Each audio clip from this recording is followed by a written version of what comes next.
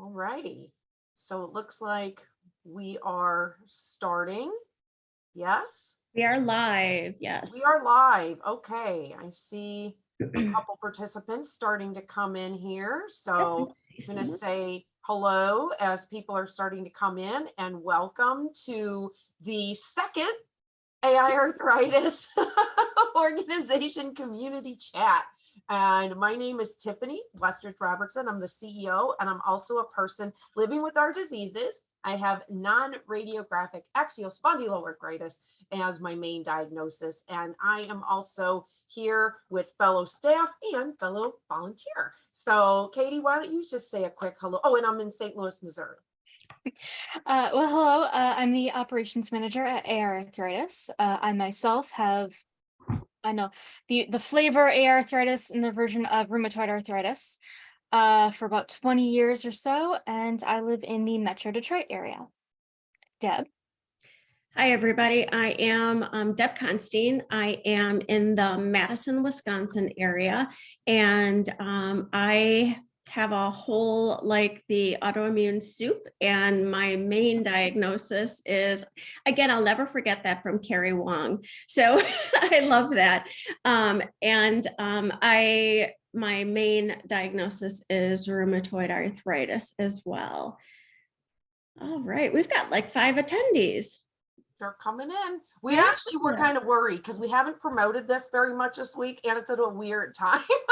Not a weird time. It's a weird time for having on the weekend. So we're excited for anyone who is able to come in and join us. And the idea really for these first couple is the reason we haven't been widely promoting them is because it's a little trial and error, and we want to see what works and what doesn't work. So, hey, Cynthia. That's one of my buds from Facebook. Oh, I see more people coming. I see Jody, I see Michael, I see Tracy. Okay, we're getting some peeps coming in here. But the idea we wanted to start this because our organization is led by people affected by our diseases. So whether that's a patient or a loved one, a friend, coworker, everyone who really gives their time and dedication to our organization has a story. There's a passion behind why they participate. And we thought part of who we are and why we're different is we're very transparent in that we're always talking to each other. So if I'm talking to you in a community, I'm not necessarily the CEO of AiArthritis. I am you, you are me. We are in this together. And we thought we should have these open monthly, come in and chat with us, ask us anything you want to know about our organization, what we do, and then we'll just chat, kind of do what we do, which is identify problems that we're all having that we want to solve as an organization that could impact education, advocacy, and research. So, hi, everyone. All right. So, seeing people saying hello and glad to have you here. So, I'll throw that out there that anything that you might want to know about our organization at any time during this hour, please feel free to type it in. We'll continue to look at the chat and chat with you, but also answer those questions as we are able. In the meantime, the way that we always want to start these chats is we kind of pick a topic.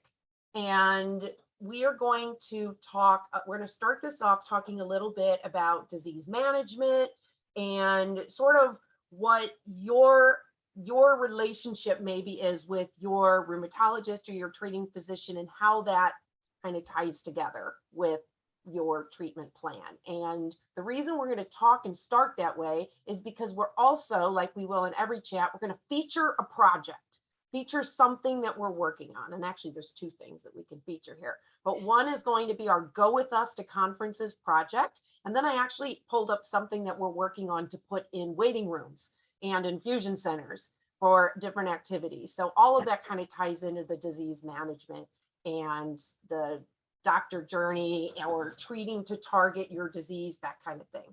So I'm going to see if either Deb or Katie wants to start this off, or if you want me to lead with, since I kind of threw the topic on the table.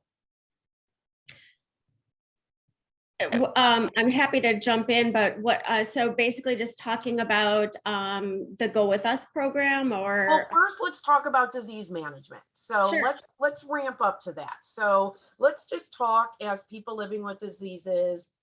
when we're talking about how kind of our disease management program or protocol. Like for myself, I am all have you seen me on recently. Facebook? I'm not getting into my big treatment journey right now. Oh my gosh, but if I can get my leg up here and show you all, I'm gonna try. When you guys are talking, I'm gonna take my camera and show you my leg. It's terrible. I have an injection reaction, terrible, from 10 days ago. It's swollen. It looks like a big softball on my leg. But anyway, just kind of let's talk about how we treat our diseases, what we're looking for, and that can be pharmacologic or non-pharmacologic, because when we go to these research conferences, it's all about what we learn in treatments and how to manage our diseases. So yeah, I'm going to go ahead and kick off if you don't mind, Katie. I've started my disease journey back when I was 13 years old. So freshman in high school, welcome to RA. At that point, actually, there were no pediatric rheumatologists at that point. So I was sent to a regular rheumatologist, an adult version of rheumatology. And a whole gamut of medication. Started with pill form of methotrexate. That didn't work as well. So went to the injections, gold shots, the myriad of all the different medications that you can go to. That's always a fun piece as well. So I think, as far as my journey goes, I feel like since we have the my charts and those type of communication devices with your doctor and nurses and all those things, I feel like it's a little better and easier, at least for my journey. I think it makes communicating with the doctors a little bit easier. It's always interesting keeping up with medication refills and getting new refills and things like that. That usually still is a phone call, but I do like the fact that we're able to communicate with, again, I've got so many doctors and specialists all over the place that at least there's one spot that everybody, and I'm in one location that everybody can see everybody else's notes and things like that. I feel like that's gotten a little bit easier, but still having surgeries, I still have to initiate and be the go-between between my rheumatologist and my orthopedic surgeon. So they won't communicate amongst themselves, which I've tried to encourage, but that doesn't happen. But I feel like I'm still the go-between and I have to take notes. And what my rheumatologist tells me I have to stop before surgeries and pre-medication and all that kind of stuff, I have to take that to the surgeon as far as all that goes. So I feel like, again, communication's better than back in the day. The medications are by far better as far as some of the biologics and things like that. With rheumatoid arthritis, there's lots of different higher end medications that tend to control your disease better. But there's still a lot of big stepping stones. I love that you just said that, because you just really alluded to really why I wanted to get on this path. So believe me when I say to everyone who's out there in the recording or in real time, I always say there's a method to my madness. I use that term a lot. And essentially everything we do at our organization is driven by patient identified issues and patient infused, pun intended, solutions. And we do this literally by what we're doing now. We talk and we listen and we start to connect the dots. And what you were just saying was what you said about, wow, how the treatments have advanced. You started with gold and now you're on these biologics. However, it's the journey that we all take is so varied because of when we got diagnosed, if there was delay, how quickly we got treatment, what kind of treatment, all of that wraps in. And the reason why I wanted to talk about this and ask all of you who are tuning in also, like, how has your treatment evolved? And where are you now? How happy are you, like on a scale of 1 to 10, with the treatment that you're on? Or do you wish there was other things added to it? And the reason why that's important and why we're going to talk about it is because it leads into the why. Why do we at AiArthritis go to these scientific conferences and learn about treatments in the funnel, both pharmacologic and non? And Right. then we're going to talk about how you can come with us when we go and learn with us. So that's a program called Go With Us to Conferences, and we're going to the American College of Rheumatology, or ACR, in just a few weeks. All three of us, plus more. Yeah. So, so we want to kind of get you in on what you'll learn while you go, but it's about our disease management. That's what we take away, right? The research and the disease management. So, Katie, how has things progressed from you? Because you also were diagnosed at a younger age, like Deb. I was. It was kind of more straightforward and more simple in a way. I started out with methotrexate. I know I was screened, I guess, to be in a clinical trial for one of the, I don't know, first biologics. I can't quite remember which one it was. But I ended up not participating in that trial. Yeah, and then I just continued on with methotrexate for many, many years, went into remission, and then I had a flare up at a time where I couldn't afford to see a rheumatologist. And then once I could afford it, I got put on Xeljanz, which is a JAK inhibitor. But yeah, and that has been working really well for me so far. So comparatively, very simple, with most people tried and failed many different biologics and all the other kind of treatments. So very lucky in that regard, but still needed surgery, like Deb was saying, as far as you know, what your rheumatologist says you need to start and stop versus what your surgeon says you need to start and stop, and having to be that kind of go-between for, you know, who says what and when and how, and trying to figure out which path to take. And as far as, I'm guessing, Katie, you'll probably agree with me, dabbling with like going to a chiropractor or a massage therapist or, you know, a dietitian for diet management, all of that costs extra money out of pocket. And that's expensive stuff. I haven't had a massage. I used to go regularly, but then we had COVID and I haven't gotten myself back into the cycle of going again. My husband went for one a week ago, but it's interesting as far as that goes too. I'm a dietitian by trade, everybody.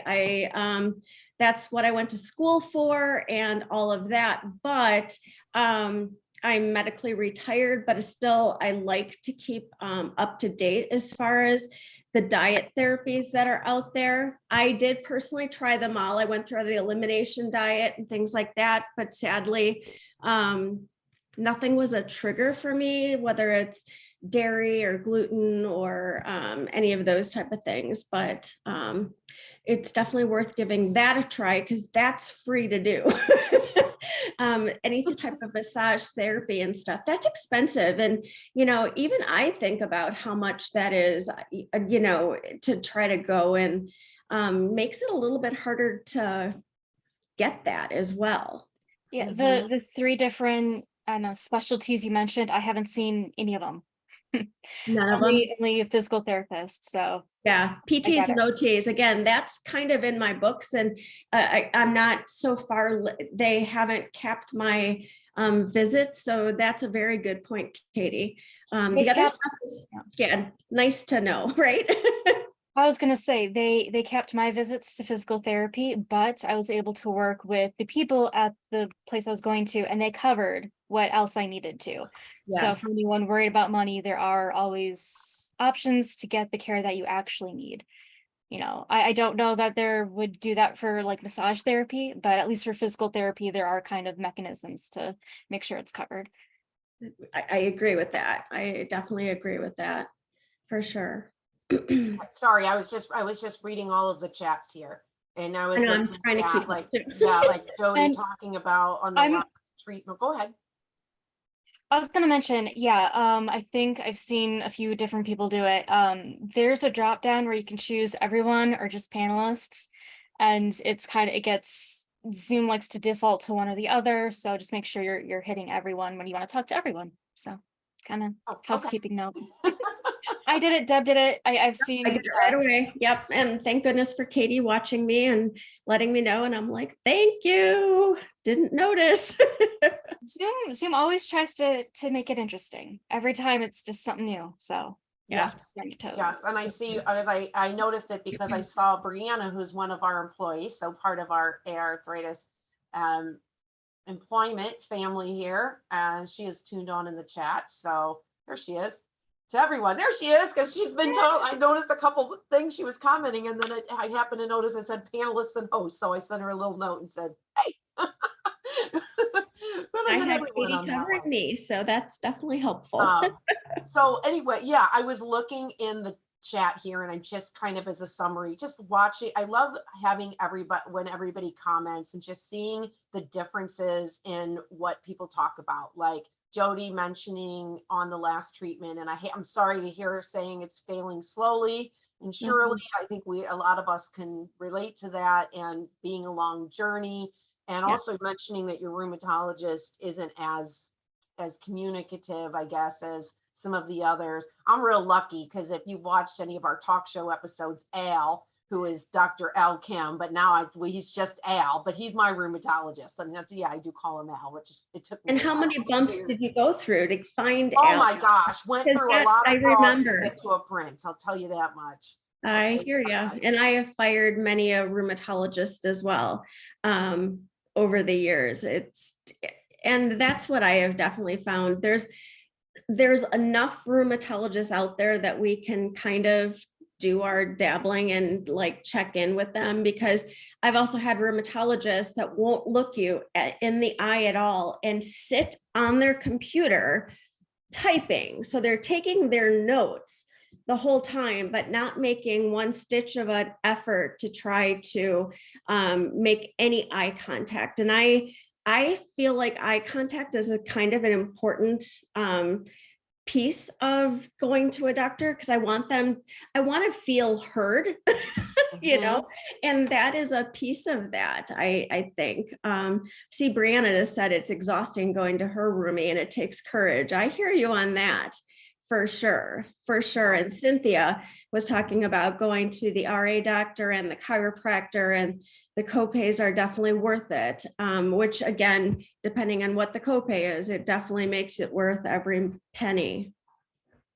Oh gosh, you go over, Cynthia goes over 72 miles to hers. Yeah, I was actually going to say, so one of the things that we also want to do in these community chats is, in kind of keeping this in an organized way as well, in addition to talking about this, because again, that's what we do. We listen, we talk, we connect the dots, we make sure we're listening. And then when we do go to conferences or we are learning things, then we know what to send back to you all.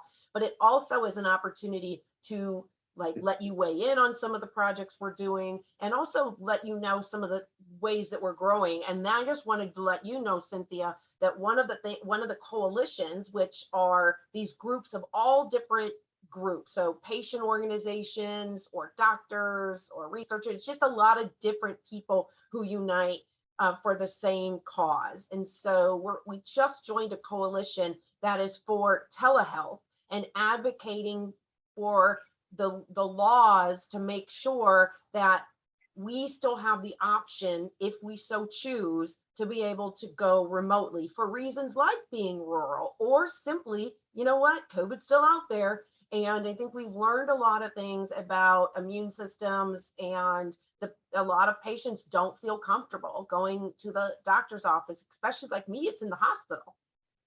Yeah. That's where his office is located. Something I found out was that whatever COVID thing happened, it eased up the laws or regulations or procedures for people to have telehealth visits.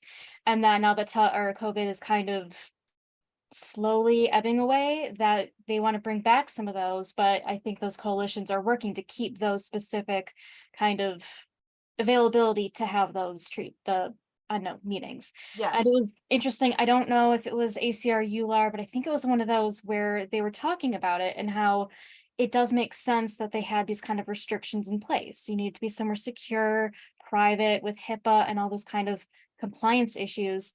And But not a library per se, right? yeah, and so Exactly. it makes sense that they did have some of those, but also, do we really need to bring all of them back? So it's interesting as far as, security wise, but it's so much, it's so needed to have the availability of a remote tile just when you do have to drive 72 miles away or further. So Right. Right. And weather, I definitely mean, where I happy. live in Wisconsin, the snow is, you can get dumped 12 inches of snow to 18 inches. And, that makes traveling, I don't love traveling in weather like that. So, I mean, all of those little pieces kind of fly in there. Yeah. Jody, So, where is Jody from? Jody, Jody where are you Quinn? Yeah, where are you from?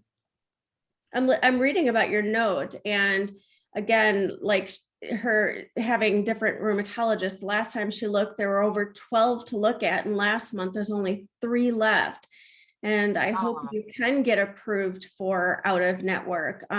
Usually insurances are really sticklers on that one. I hope that. Oh, Plymouth, Maryland. Okay. Okay, thanks. And Jody, I'm names. I'm seeing So, Cynthia and I'm seeing Jody. You guys are yeah. pretty good in chat. Yeah, I know. I mean, I had to expand my screen bigger so I could see all the chats because they were coming through. They were coming through fast, which is great. I'm not complaining at all. I love that. when Love everybody's it. chatty in the chats. Yeah. So in saying this, we want the reason we also kind of to show how we do things at AiArthritis. So we mentioned a little bit of what we do. We Right. communicate. We find what patients are saying are the biggest issues that really need more work, more attention to based on what our needs are. And they always are around education or awareness, advocacy, which is public policy, or research. And then we develop our programs around that. So the how really always starts just like this with the conversations, because that's when we have our aha moments. And that's when just by talking, the things that we're able to do at the organization and then having conversations with people, it was like, Cynthia, just by you saying some of the things you were saying, I was like, oh, we're doing something about that. And if you want to have a voice, in some way to make sure that you're still getting access to these online treatments, we have that kind of thing. We have that ability to help you to be able to reach out to legislators and fight for that. So it's just a good way for us to do the how we do it. And I think this all makes us very unique because we like to say we're in the trenches. So I'm going to toggle in the intro. I can't believe we're about halfway through already, but Goes fast.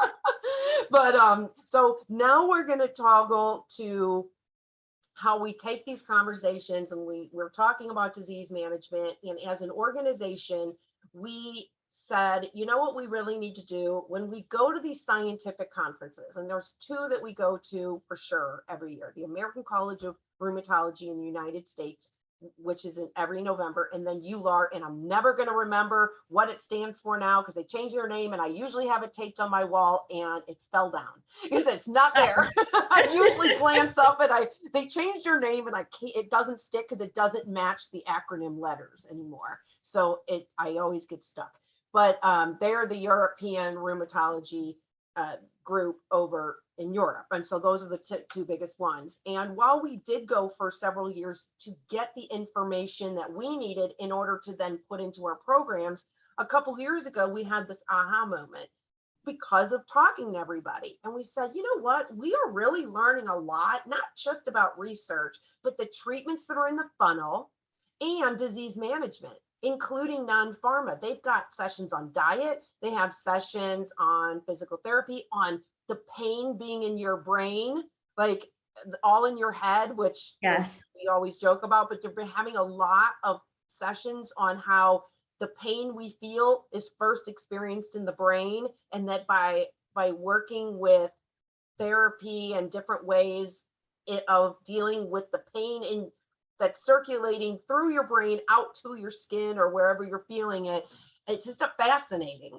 and a lot of work in trying to get patients off opioids. So there's CBD and a lot of alternative pain that we're seeing. So as we thought, we were like, we need to be reporting back, because it's no good if we're just learning it and it's not going anywhere, right? So we developed this program called Go With Us to Conferences. And essentially, we are in person or some of us online, and we report back patient reported debriefs on what we're learning. And then we invite you, sort of like we're doing now, we invite you to weigh in and ask us questions. And if we learned it while we're at the session, maybe we can answer that in real time or after the fact, or we can go and pull up the information. And then we put all of us in like bite-sized takeaways, videos, and downloadable information. So first question is, hearing about it,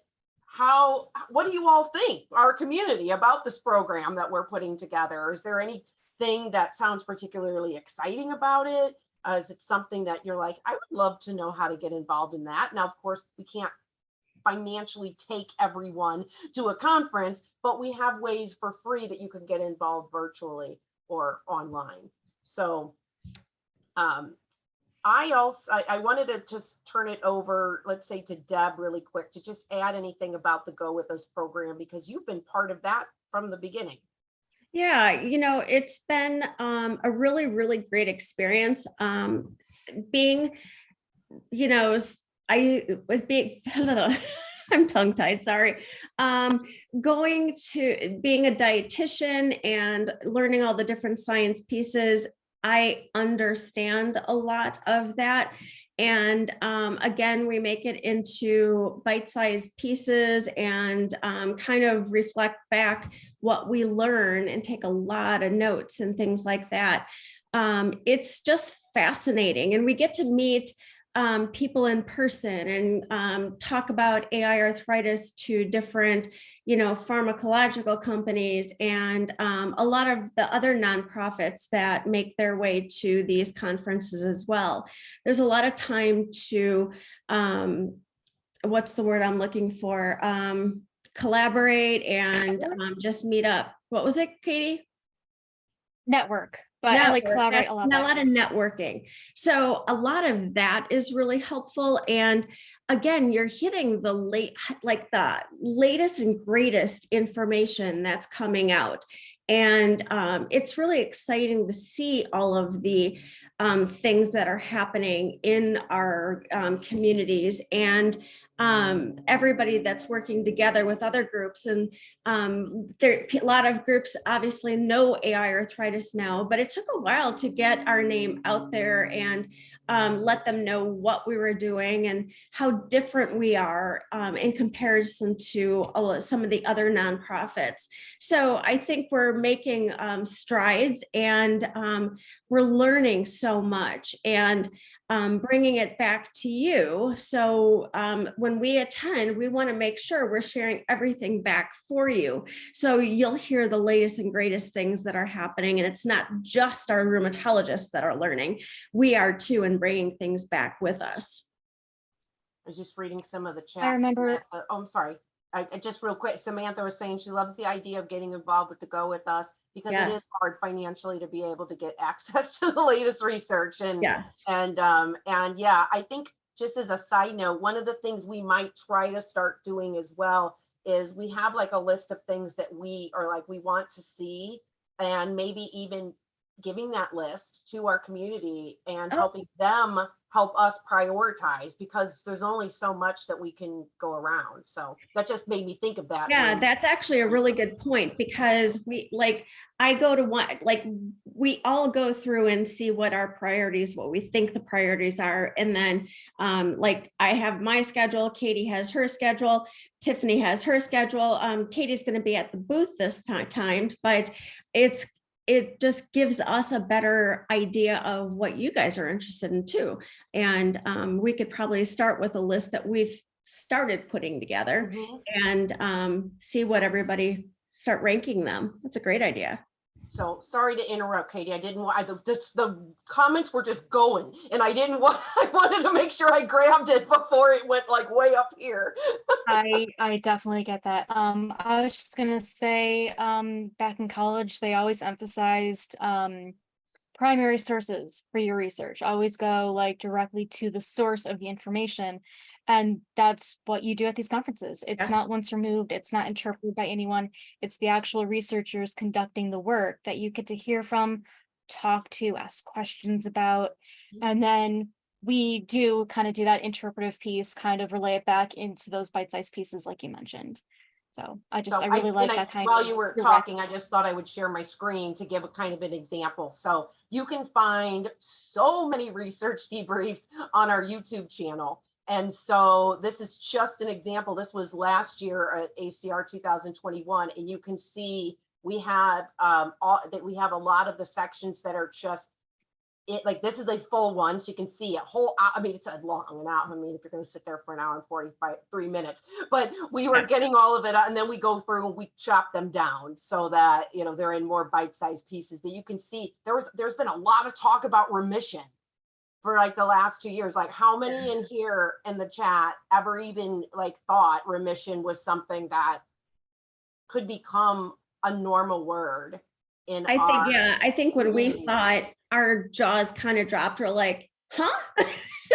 Are they really talking about remission? I think my jaw like double dropped when then they said prevention. And I went, head spinning. Yeah. So, there's what that all, so you're going to see these are just some of the different topics that we covered in just a few days of going. So you can see how many topics there are here when we go to one of these. So there's so much education that could be taken away, and like not another pill that has to do with non-pharma. Then we've got precision medicine, which is about all of the research happening that is starting to connect our unique signatures, our unique DNA, our biology, and what either could make it be diagnosed quicker, or it can connect us to different treatments without the trial and error. Oh my gosh, how wonderful would that be? And then the insurance companies wouldn't be able to say, oh, well, just try this, because everybody who has, who's diagnosed with your disease is going to be on this drug, right? Because we're not different. Sarcasm. And then it also can help figure out who's going to have side effects and negative side effects. You don't even have to go through that. So we're a few years away from it finally getting to that point in clinic, but the point is it's here. So we do a lot of reporting back on stuff like that. So I did want to just show you, and you can find all of the links to these videos and sign up for to go with us to this in the next few weeks here on our website at aiarthritis.org/conferences. So you'll see, if you scroll through there, we have links to the different debriefs that we have for the last several years. So that's just wanted to make sure I threw that out there. Yeah. Jody made a comment. She said, I have never considered remission as in all over the 30 years she's had her disease. And Cynthia said, remission, not in my 14 years of having RA. I hear you. I've had it for 40 years. So I'm right there with you. That's why, I mean, again, jaw drop. We're like, wait, are we reading that right? I can give a little context because I think it's a good way of showing how some of the debriefs work too. So just to give you, while we're on the topic of remission, so what happened was kind of give you my treat to target. That I've done this a couple times, like kind of the lesson.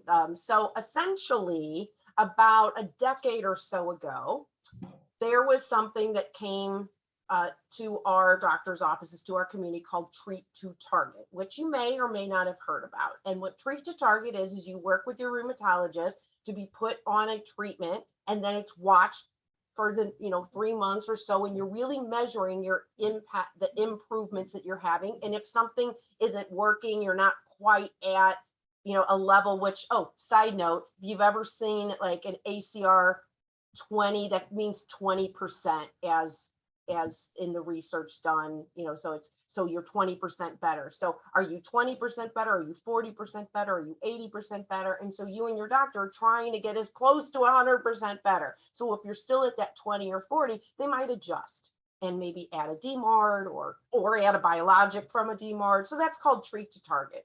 And about a little over a decade ago now, before treat to target, there was a pyramid approach.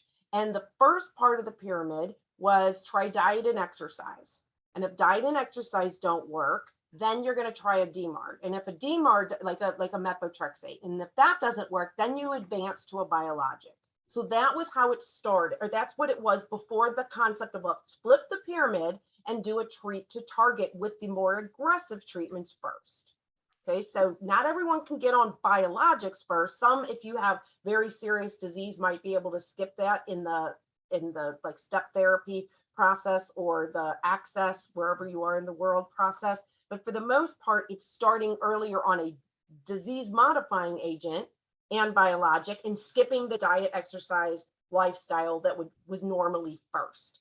So then you fast forward, and what happened was then over the last decade, the research into how treat to target works was starting to be published.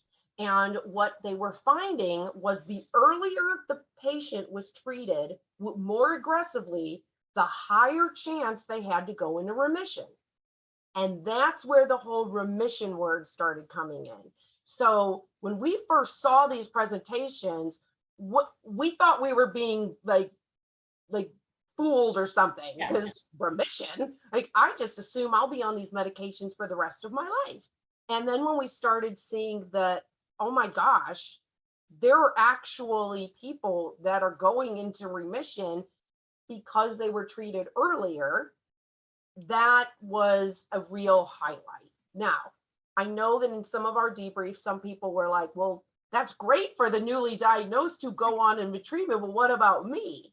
And don't feel discouraged, because I just mentioned before precision medicine and the fact that there is still hope to maybe one day achieve remission, because if you are matched to the right treatment that is for your biology and your personalized signature, then you have a chance to be at that 90%, right? Rather than the 20%, because it's right for you. It's not just saying, hey, you have rheumatoid arthritis, you should be on this medication. Like what happens now, it's based on cost. It's based on whatever the company or the government can get that costs the least amount.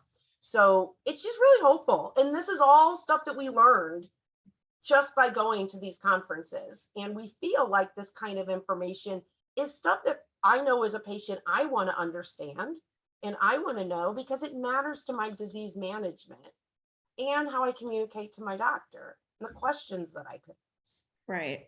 Okay. That's actually hilarious, Cynthia. I just read Cynthia's note, and a lot of male doctors saw a fluffy woman that I love. I've never heard that before. And that actually is because I'm a fluffy woman.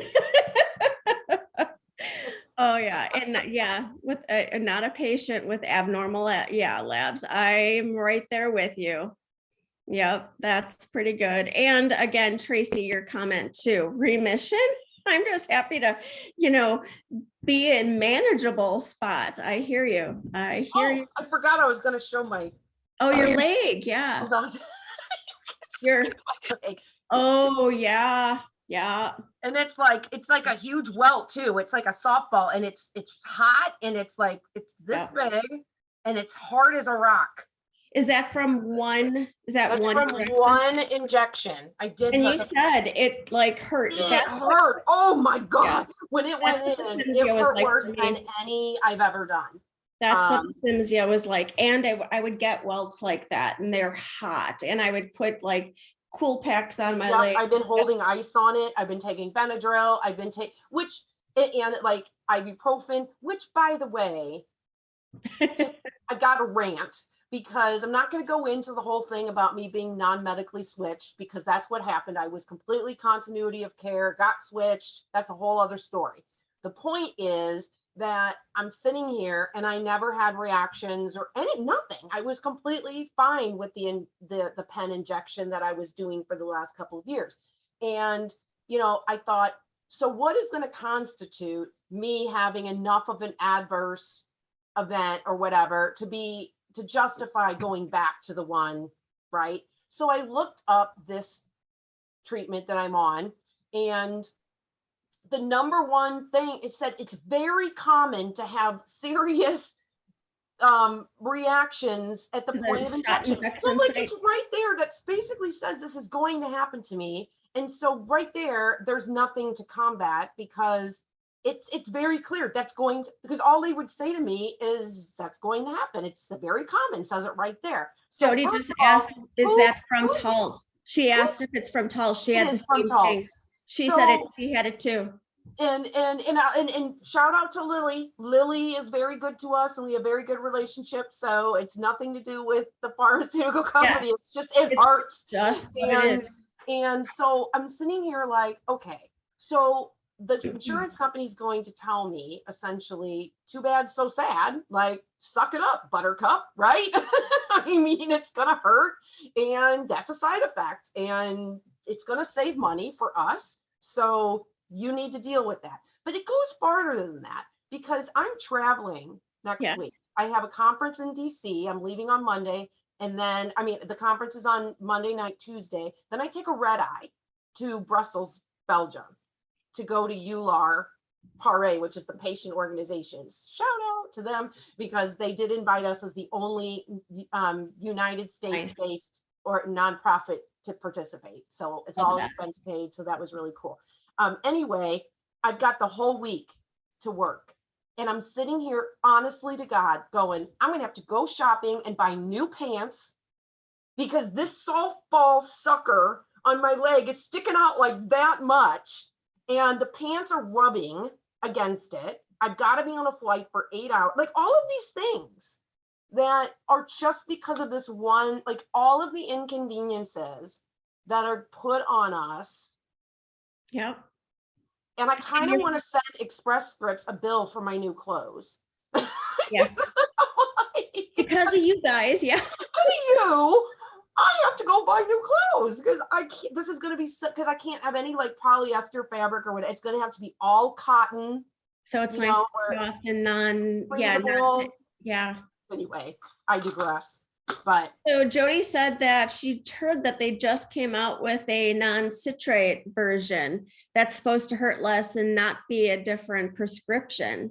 I heard that too. And I got to tell you, the one that I took was a sample from the doctor's office, and I was telling Katie how much it hurt. And she said, maybe the sample's older, maybe, because I told her there's a new version that I heard of also.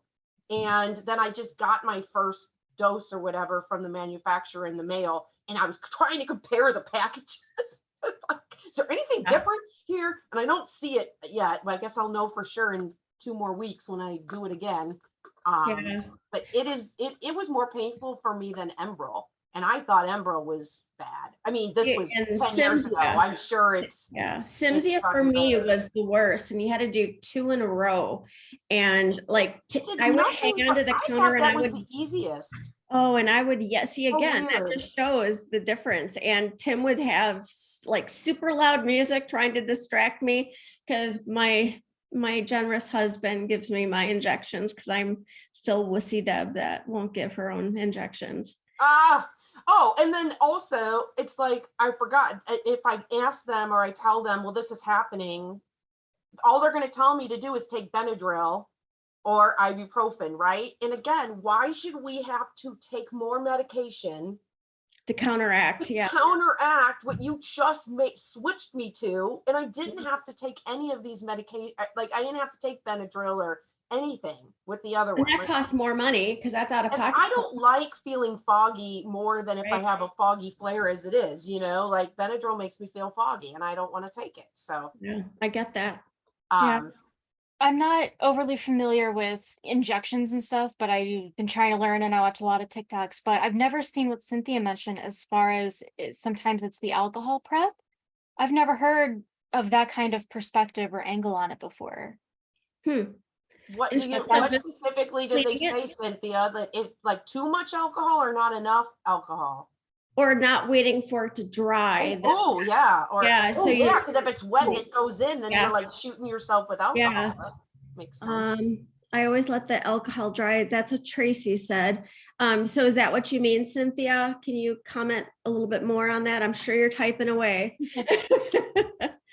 And that's a good point. Making sure it dries first. Even they did my infusion, and so I always do the ultrasound guided because my veins are not in good condition these days.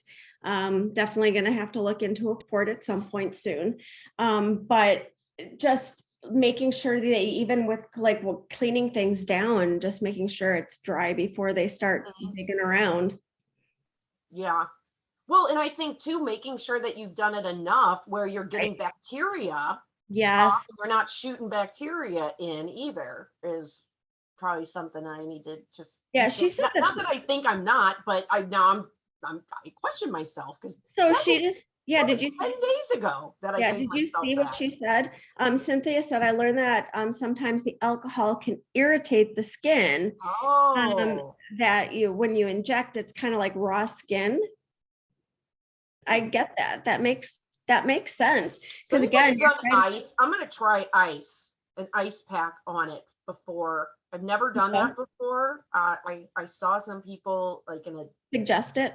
Yeah. I just wonder if anybody tried that. Cause I mean, I know when I was a little kid, I was a big baby and I never wanted to get my shots. And I was the little kid in the office that would cry and scream. And I'd be like holding an ice thing. And I don't know if it worked or not, or if it was just like a placebo effect where I was like, okay, I'm better now. I've heard that. That was actually for Cynthia. I had the nurse line would call like once a month and ask how things go. So they suggest that you like ice down so you're numbing the area prior. I'm going to try it. I'll report back and see. Yes. Might be worth a shot. That is an awful pain. So Katie, you had a couple little clips pulled up. So something that we thought we would do, something that we thought we would do is if you sign up to go with us to these conferences, what we did for some people last go around, which was just this last you're in EULAR, you see the things back there. So what we did is if you signed up, then we would say to you, every day you're going to get at least one behind the scenes video. And so that's kind of what when we got the reports back on what people liked and everyone liked these the best. So if you sign up, you will be able to get some of them like this one. You're going to see we're doing a actual debrief on some things, I think. And then there also are ones where we're doing after hours stuff, or maybe even just being silly in the apartment, so that we make you feel like you're there with us. So I told Katie to pull this up and just at least give a little sample of what you would get. Hello and welcome to EULAR 2020. Well, it needs a second to catch up, I think. Deb and Katie, and we are on our first break, which is weird because when you're at the ACR, the one that's in November, there are no breaks. There are no breaks. It goes longer in the day. It's earlier. It's later. It's after hours. So this is a very easy, for the most part, conference, which is good for people living with our diseases. So all condensed, put together really well, places to sit, which is unusual at certain conferences, and they give you free beverages, which we like. So anyway, we're just going to give you a little bit of an update. I started off this morning at the Global RA Network, which is a global international coalition that our organization is the only one in the United States who has a seat, and we are representing the United States and international, since we're international, for people with rheumatoid arthritis. So you may not know that about us, but we do have that seat. So I was there this morning and had a great time meeting so many people from around the world. Arthritis Ireland was there. We had people from Italy, people from Austria. I rode in the cab over with someone from Israel when I came over here. So it was just nice to collaborate, and we talked all about how we could work together in order to increase detection and diagnosis. And we did a lot. Well, I didn't. You two did a lot of stats on RA, as did Danielle and Pooja, I think. So shout out to them. And based on those stats, we're going to have a global map on all of these statistics on frequency, diagnosis, how long it takes to delay. And we can use those numbers or that data in order to then try to influence government and public policy so we can get better access to these treatments. And they asked if anyone had ideas for ways that we could all work together and increase social media and increase our messaging. And I said, I do. We have a talk show called AiArthritis Voice 360. And I explained what the 360 it was, which is after the show is on the air, then we go to any platform we want, any conversation, we 360 it out. Those could be for infinity. So I invited every person on the RA Global Coalition to do a 360 it. So. All right. Do you want to watch a little bit of a different clip from a different day? You're on mute. Find a different one and show them our funny faces that I was laughing at when you look at all of the, we had a lot of different videos that we sent. This one is a good one, the family dinner one, and it's short, so maybe that one. But yeah, it's always fun when you take a video, how it kind of grabs whatever, as far as that very flattering, still frame of your face. I think that was the best. The family dinner could be interesting if it plays. From you in 2022.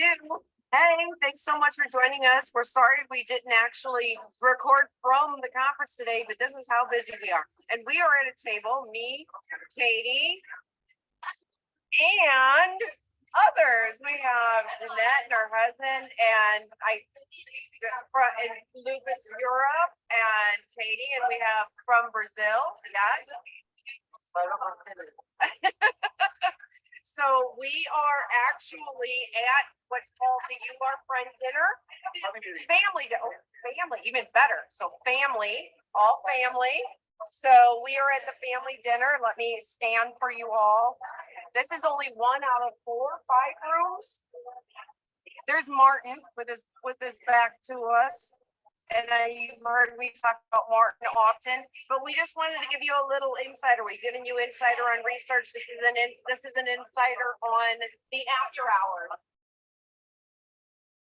I guess I'll stop there. That's enough. But so the point being that what we do is, and we're going to do a few more. We're going to do a lot of shorter ones that we said this year. So this time we'll have myself, Deb, Katie, and then also we have 2 new hires that full-time salary at AiArthritis. One is Lindsay. Lindsay has psoriatic arthritis and also children living with our diseases as well. So as a parent of that, and she is going to be leading up our public policy sector. And then also Layla, who has lupus nephritis, which is lupus, the systemic version. And then if it advances and has kidney involvement, then that is what the nephritis means. So she has started with us as our health engagement and our health education and engagement. So they are both going, and we're bringing one lucky volunteer, Stephanie, who has come with us to different ACRs. So she won the coveted spot where we're paying for her to go with us. So they will, and then we have 2 local people because it's in Philadelphia. So there's gonna be a lot of us there. And we're going to all do our best just to create these little short videos for anyone who signs up. They're not going to be videos we share on our public sites. These are just for people who sign up to go with us to get that one-on-one. Which will be fun. That'll be fun. And just to see what happens at at our booth and what's going on after hours and all that kind of stuff. So and a good opportunity for you all to ask us questions while we're there. Yes. Maybe we could find the answers. right? So we can kind of give you a heads up on here's some of the sessions that are tomorrow. And then, you know, you could message us or whatever and say, oh yeah, that's something that could be of interest, or, you know, while we're there, that's the best time to be able to tell us. So other than that, we have hit our hour. You had one more photo, I think you had teed up there, Katie. Oh yeah. Oh, I remember. Different events. They had a photo booth. So us and our new friends. And you just saw them at dinner. So Priscilla and Gonzalo. So they from Brazil and from Chile, and they became our besties while we were there. It was like we ate dinner with them every night, and they just became. And I didn't tell you guys, I'm gonna see Gonzalo in Europe next week. He was invited as the Latin America representative. That's awesome. Well, tell him I said hi. I was watching Katie. Katie presented at EULAR and was talking about AiArthritis, and Gonzalo asked me if I was Katie's mother. And I'm like, okay, I know I'm old. Okay, but Katie is tiny. Katie is like 5'1", 2". 5'2". Okay, very short. And she's got a real baby face. And so it's not that you look old, Deb, it's that Katie looks very young. But it was a compliment and it was sweet. And he about crawled under the chair when he realized that he said that, but it was funny. Again, we have great relationships with so many. And so that particular picture, so what happens is in the evenings, there are often different socials or events. And this one in particular, as you could tell, maybe had a scientist laboratory theme to it. So when we went in, it had like all the smoke and everything around it, and it had like smoking drink, like little like smoking bar cocktails, and lab coats and everything. So but those two people that I said we were hanging out with, they are from patient organizations. So it was a really amazing bonding experience, because as being an international nonprofit, it is important for us to make relationships with other patient organizations around the world. So we definitely connected with Brazil and Chile. So that was super, super cool. I agree. I was reading that and I just started laughing. Yeah. So, agreed. All right. That was fun. This was a fast hour, but you know, if you like these, and if you like, you know, what is good about those, what other things would you like us to do when we're doing these chats? We've only done 2. So the idea being, learn about who we are, what we do, how you can get involved, what our impact is, and really just to be able to be an open book. So you can always ask us questions. We're real people here behind the scenes. So we really appreciate everybody joining. And again, if you want to go with us for free to ACR in a couple weeks, just go to aiarthritis.org/conferences, and you can sign up while you're there. Or there it is. Oh, that's voices. Sorry. It's actually a different link. But yeah, you can sign up through that one too. There's actually, I think, a few different places you can sign up. Yeah, Katie posted that link earlier, I think. Okay. With us, but you can find links to the different videos and everything if you're on the /conferences. So, all right. Well, thank you to, I think Brianna had to jump off before, but Katie and Deb for the staff that was able to come today, and volunteers. And we just appreciate all of the community coming together as well. So till next time. We'll see you all later. Great seeing everybody. All right. Michael and Tracy, great seeing you guys, and Jody, thanks for hopping in.